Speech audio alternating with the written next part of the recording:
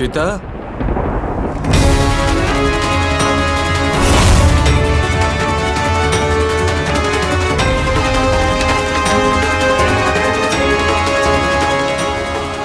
সীতা কোথায় তুমি? সীতা! যখন শ্রীরাম ফেরত এলেন উনি বুঝতে পারলেন যে সীতাকে হরণ করা হয়েছে। সীতা! সীতা! সীতা! সীতা!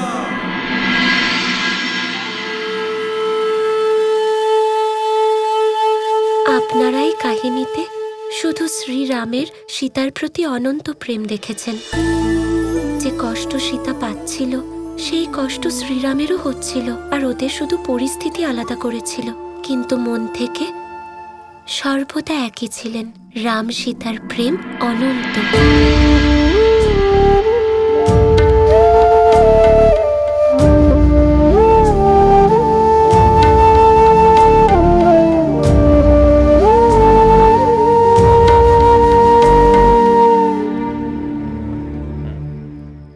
কাহিনী খুব ভালো ছিল, কিন্তু এখন অনেক রাত হয়েছে, আমাদের যাওয়া উচিত।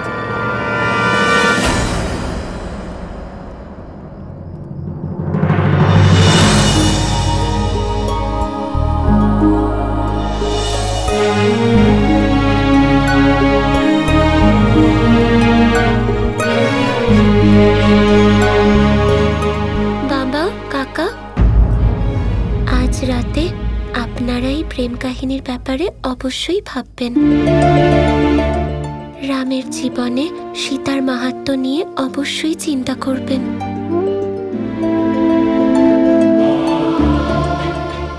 আসছি কাকা।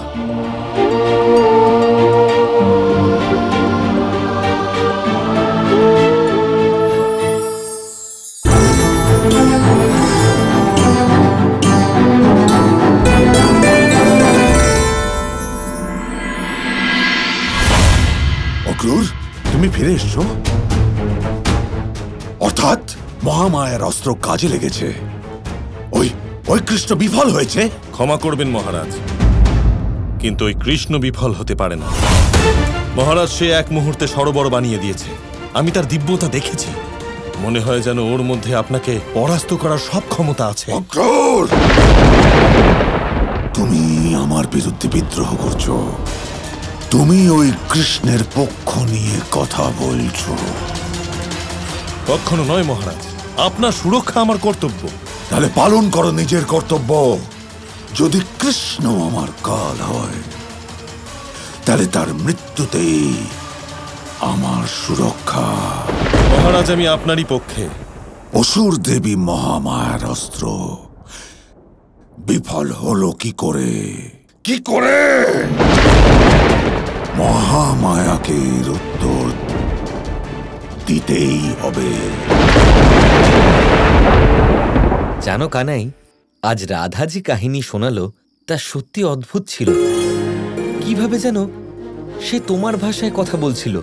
মনে হচ্ছিল যেন মুখ তার, কিন্তু বাণী তোমার। দাদা, এই কথা আমার নয়, আমাদের রাধা কৃষ্ণের। আর এই শুধু আমার রাধাই বলতে পারে। যতটা প্রেম সহকারে কৃষ্ণ কাহিনী শোনাতে পারে, ততটাই প্রেম সহকারে রাধাও কাহিনী শোনাতে পারে। সত্যি বলেছ।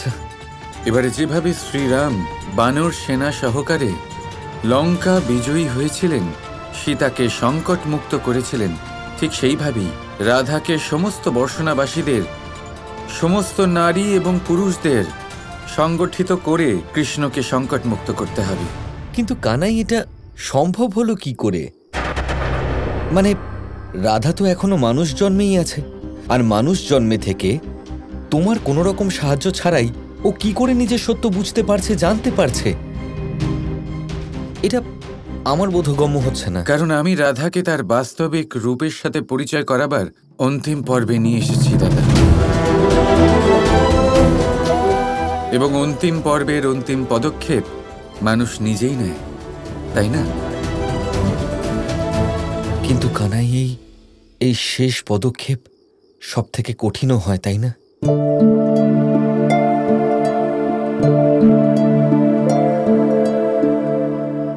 এই পদক্ষেপ যতই কঠিন হোক না কেন, আমি রাধাকে কোনো রকম সাহায্য করতে পারবো না। কি? কিন্তু আপনিও রাধাকে কোনো সাহায্য করবেন না দাদা। আমিও রাধাকে সাহায্য করব না কানাই? কানাই, এটা কি করে সম্ভব? এটাকে সম্ভব করতে হবে দাদা, আর কোনো বিকল্প নেই। এটাই সময়ের চাহিদা, আর সময়ের চাহিদা যদি পূরণ না হয় তাহলে রাধার এই সমস্ত যাত্রা অর্থহীন হয়ে যাবে। কিন্তু কানাই, এবার এমন কি হতে চলেছে?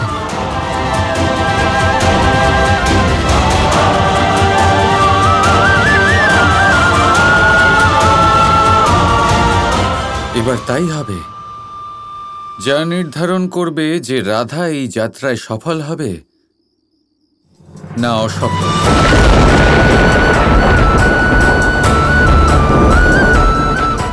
কাল মহা অষ্টমী দাদা, অষ্টমী মহাগৌরীর দিন। কাল রাধাকে মহাগৌরীর মহাগুণের আভাস হতে দিন। মহা অষ্টমী নবরাত্রির সবচেয়ে মহান দিন। এই দিন মহান বলিদান আর ত্যাগের দিন। এবারে রাধাকে এই বলিদানের জন্য নিজের ক্ষমতার, নিজের সামর্থ্যের পরিচয় দিতে হবে। এই পরীক্ষা রাধাকে দিতেই হবে দাদা।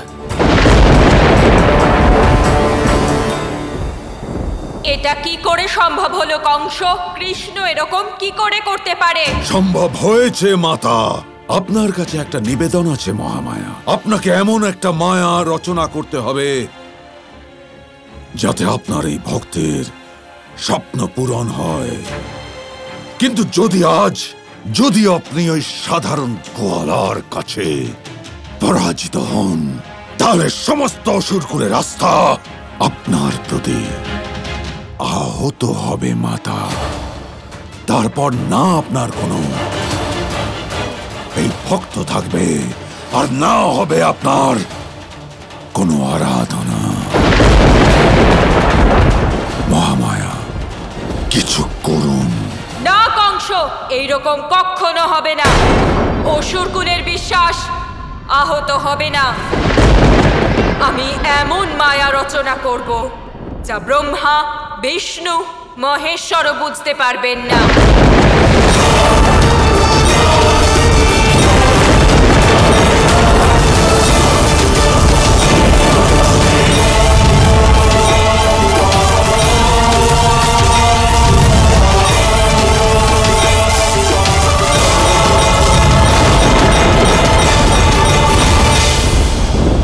এটা ধ্বংসের অস্ত্র কংস।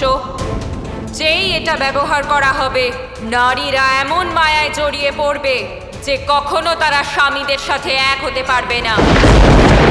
যদি এই অস্ত্রের সম্পূর্ণ ব্যবহার করতে চাও কংস, তাহলে এটার ব্যবহার সঠিক সময়ে করো। প্রণাম মাতা।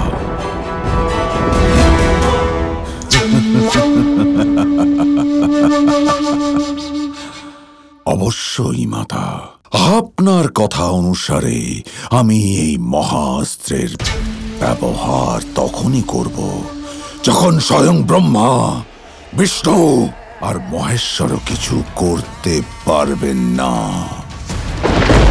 ওই কৃষ্ণ কি করবে?